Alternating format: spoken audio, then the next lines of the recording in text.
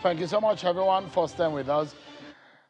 Today, Governor Dave Umahi has officially told President Muhammadu Buhari that he wants to succeed him. Governor met with President Buhari, and afterwards, he gave a press conference to the Villa correspondents where he laid out some of the things that he told President Muhammadu Buhari. Governor Dave Umahi is our guest tonight on the program, and he joins us from Abuja. Thank you so much, Your Excellency, for joining us tonight. Perhaps I should say a Happy New Year. This is the very first time we're having to talk in the year 2022. Thank you so much for coming on.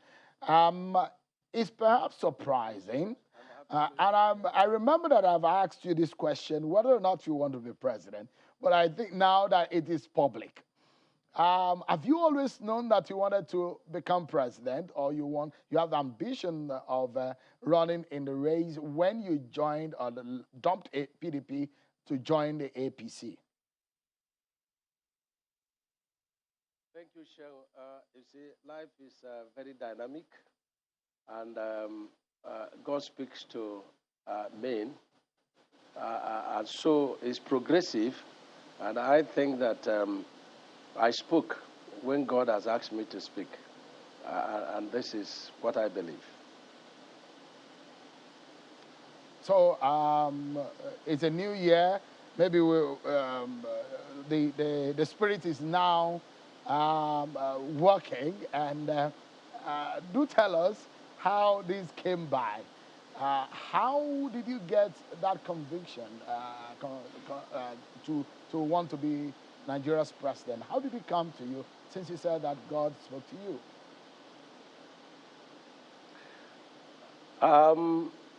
You know, naturally, based on what God is doing for us in our states, the economic indices, by God's special grace, we have achieved. A lot of people believe that we can have, a kind of the same feat accomplished at the federal level if given the opportunity. That is one. And of course, you talk to God, God talks to you. And this is, prayers. And then you listen to God. And I think that I'm at peace with this decision. That's all I can say about it, now. Okay, so going forward, was that the only thing that God told you? Did He tell you how the outcome will be, whether or not you will be the flag bearer and whether or not you will win the election? Do you have more information from God on that? It's not about, God telling you to, you will win or you not win. But when you have prayed and you take certain decisions and you are at peace with that, then you can be sure that God is with you. The outcome of it also depends on God. God has His own program for everybody. And I think that God's program for me, as far as this matter is concerned, will be made manifest. And so I put my trust in Him as far as this is concerned. Don't forget that God owns this life, and that, sleeping and waking up is a miracle. So it's part of life, and there is nothing, I believe, that you have genuinely made up your mind to do for the interest of the nation, and God sees your heart, that God will not be with you.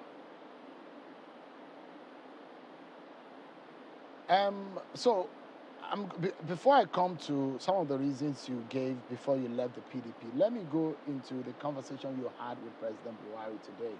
When you told him of your intention to run for office, what was his reaction like? Mr. President is a father, and he believes giving everybody equal opportunities to exercise, their faith. And so I'm sure you would expect Mr. President to be the man of integrity. He told me that people who wants to run for the president must consult widely. And of course, he told me his own story of, the number of times he met efforts. And with determination and God's will, God brought him. And of course, God brought him at a very critical period. our, nation challenges. So that's what Mr. President told me. Okay, interesting. So, because when we spoke with him, he spoke about the pressing. He said he has a favorite, but he's not willing to divulge that part of information. But he said he doesn't want to leak it so that people will not go after such person. Are you, by any chance, that favorite candidate, the anointed candidate of the president? I'm not a mind reader, and I'm not God, so there's no way I know what is in the mind of Mr. President. So you don't know whether you have his blessings to run for president? Shehu, my Bible tells me that the heart of the king is at the palm of the Lord. He turn it any way he will it. If he pleases God, he will impute me in the heart of Mr. President, and I could become that, favored candidate. But for now, he has not told me, and I can't read his mind. One of the reasons you gave for leaving the PDP was that your region was being left out in the scheme of things. Is that one of the reasons why you want to be president? You want an inclusion, or that is secondary to your intention? That's totally a different ball game.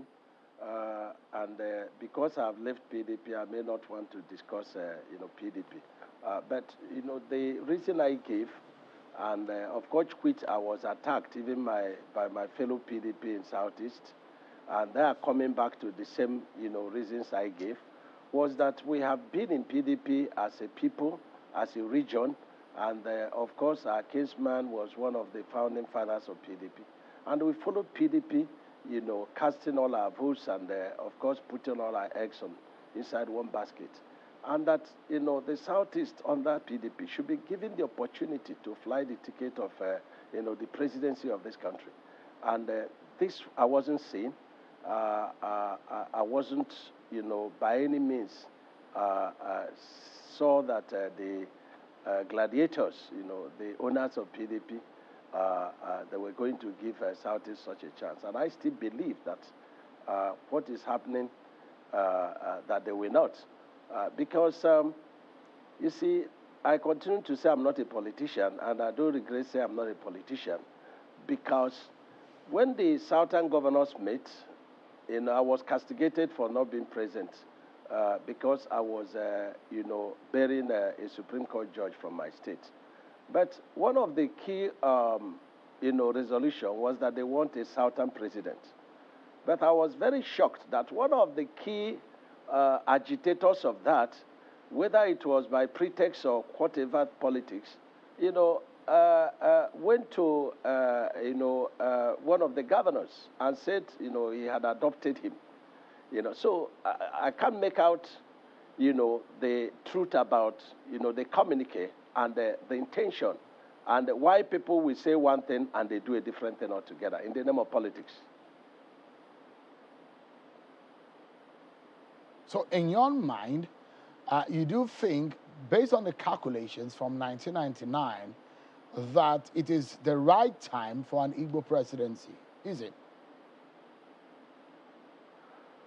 Well, you see, the truth remains that I can't deny the fact that there is a lot of sentiments, amongst our people, for inclusiveness, in the politics of Nigeria and, in the polity of Nigeria, I face. I can't deny that. But the truth remains that it's not going to be by force. It has to be by dialogue. It has to be by persuasion. It has to be by, sitting down with, leaders of the country and making them to see reasons. And it's also very important that we don't frighten any section of this country by believing that if there is a president that is made of Southeast extraction, that the person is going to just be for the affairs of, the Southeast. That is not the truth, because I believe strongly that, Southeast people are, builders. They invest in every part of this country. So I think that they will go for, a greater cohesion, in terms of the unity of this country. So this is the truth. How far-reaching will it be should Nigeria get an Igbo presidency? What will it change in the scheme of things in the politics and governance of Nigeria? Well, it depends on who becomes the president, because for anybody who has to be president, I believe strongly that the hand of God must be there, and we must see the past antecedents of the person. We must also see, how inclusive is the person. Is it somebody that is very, divisive in his attitude and character? And so, if we get the best, from Southeast, who we work for the unity of the country, and who we look at the entire country as his or her constituency, that will be a plus for us. And this is what, I expect, from this movement. For those who have who have criticized the politics of the Southeast, who say, look, if only the Southeasterners can come together and come forward with a common front, they might have a headway in 2023. Are you considering, because you are not the only one now that has come forward in the APC to want to become president, Senator Orji Uzo Kalu has also come forward. Is there a possibility, because the president has also asked you to consult widely, that means you perhaps you'll be going back home to consult with your people. Is there a possibility for a consensus Igbo candidate to run in the primaries of the APC? Well, you see, it's not the Igbos that will decide, who is going to rule this country. It's Nigerians that is going to decide who will rule the country. And when people say that the Igbos should come together, that is even a minus, for the Nigerian society and for the project. The project in view is Nigeria. And so whether there are 20 people from Southeast, it shouldn't, undermine the chances of getting somebody from Southeast if it's the wish of Nigerians. So I don't see this issue of saying the Igbo should come together. I don't think it has ever happened. They are, the fingers of God in the affairs of men. So if it's the will of God that somebody from Southeast should come, then it will be imputed in the hearts of leaders and Nigerians and, of course, kingmakers. And it will come to pass. So coming together is more like a conspiracy. And I don't advocate for that. Definitely, we consult, and charity begins at home. But we are not consulting to ask anybody not to run. It is God that selects, and of course, it will be endorsed by the leaders of this country and the masses of this country. So this issue of asking the Igbos to come together and choose a destiny is more like politics and, a bit disheartening. Which would you pick? Let me ask you a pointed question, Governor. Which would you pick? Which do you think, out of these two options, that is more important? Competence, or in the life of this nation as it is right now, politically speaking, the issue of rotation? Which one do you think is more paramount in our politics that you think that is necessary at this time? Competence or the issue of rotation, the concentration of ethnic the fairness or the balance in the distribution of power? The two go together.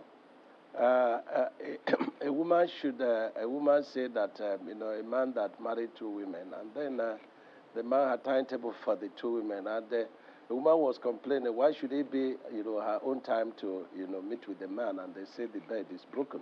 So there is no section of the country that you don't have competent people, and that is the truth. But it's important that you check the pedigree, of the people that are aspiring for this. When they had passed, positions, what did they do with it? And what is their pedigree? Are they people that are uniting this country? Are they people that are dividing this country?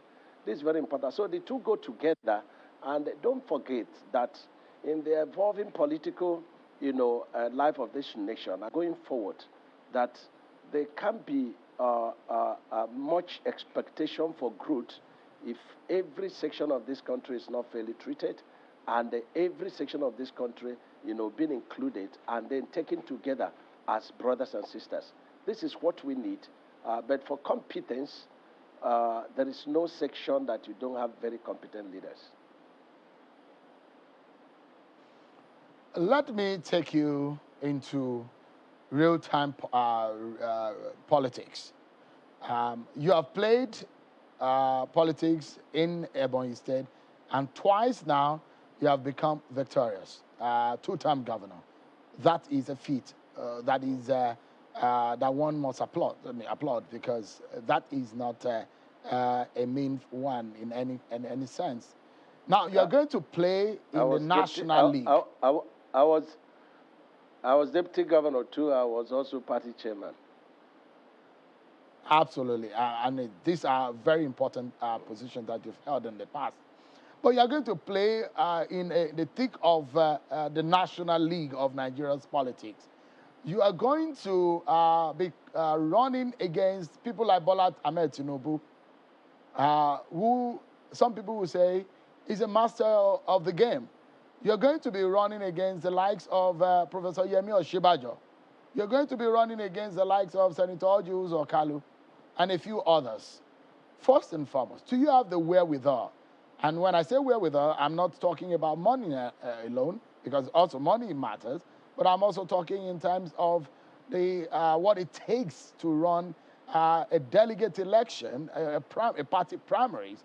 Are you that popular in the APC to run against some of these names that I've mentioned tonight? Are you asking of my popularity, or if I have the wherewithal to contest against this very important? Everything rolled into one. Your popularity and the wherewithal, the capacity to run against all these names. Shay, one thing you must know, no matter how you drive this your question, is that power belongs to God. And my Bible says that by strength shall no man prevail. So if power belongs to God, and is the one that gives breath to our nostrils, it means that the wealth, 1,000 cattle in the field belongs to God. And so he gives power to whomever he wills. How he will do it? For God to take a man from prison and make him the president of this country, what is a more, frightening miracle than that? Compared to a man like me who was a businessman before I became, what I told you I became. And so, at least, I'm not in prison. And before I came into politics, I was a successful businessman. But not to compare with all these big names you have mentioned. But I'm very confident that if God be with you, no man can defeat you. Since you're making reference to theology and biblical terms, let me perhaps take you to the Bible also. In Exodus, there's a portion of Exodus where the children of Israelites were going against the Amalekites, and God told Moses to raise up his hand, and the children of Israel were winning the war against the Amalekites, and as soon as Moses was dropping his hand, they were losing the battle. So the God factor is on one hand, the strategy of man is also on one hand. Find that you have the strategy of God on one hand, or you have the word of God on one hand, and the inspiration from God. The other part that is needed is the man factor, which you also need to do. I'm asking about your strategy, if whether or not you have the strategy to compete in this league against these big names that I've mentioned. Yeah, you say that God spoke to Moses, and so God sends destiny helpers, because who God has called, He has also predestined, unto success. So I'm not afraid, because the same Bible that you quoted said there's nothing that the mind of man says to do that he will not accomplish, provided that God is with him. So I'm not afraid, because if I've told you that God, brought a man from prison and made him president of this country. What is more frightening miracle than that, Shane? It's interesting, but the big question is, why do you think you want to succeed President Buhari?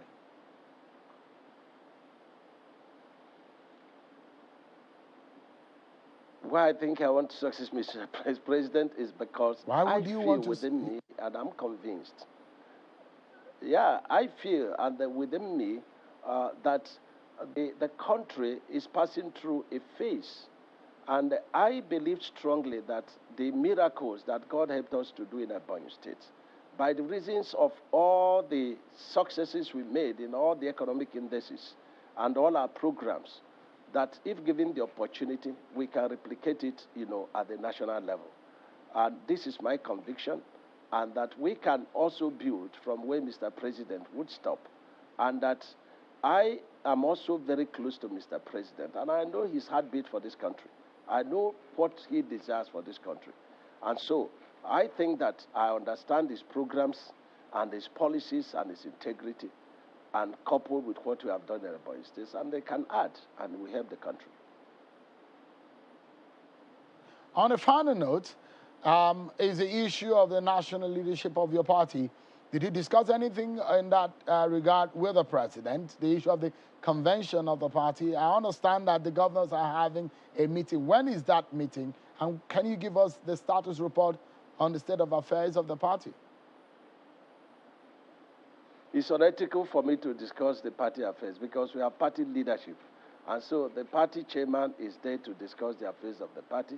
If it is on the AP's Governors Forum, the chairman of AP's Governors Forum should be able to do that. But I should concern myself with the governors in Ebonyi State and this very big shoe that I am tempted to, attempt to fit into. So, I was going to, because I understand that there is a meeting of the governors in which you are a member. So that's the reason why I was asking. I understand that there is a meeting of the governors. But well, let's close on this note. If there is any offer for you to step down in this race, would you consider it? I believe so much in the supremacy of the party. And I say without prejudice to whatever decision. Whatever decision the party takes, I abide by that. It's not a do-die affair.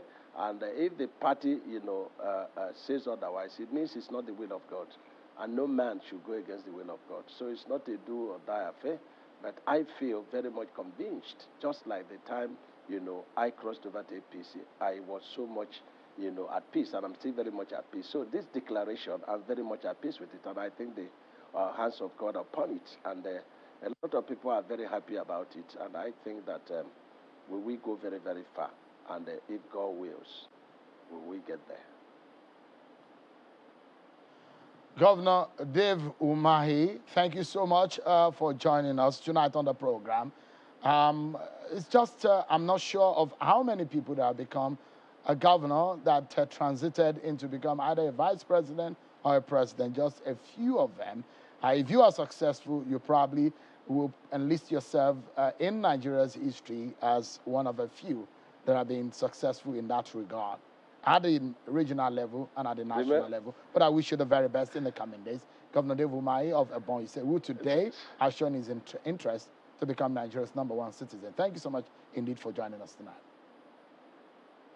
Sure, thank you. Remember, I'm David. Thank you and good night. Thank you so much. Well, on that note, we're done the content of the program. Don't forget, this is where you get all the nitty-gritty, all the details, all what you need in Nigeria's politics, and things are gearing up. Thank you so much for watching. I'm Sean Kimbale. Bye for now.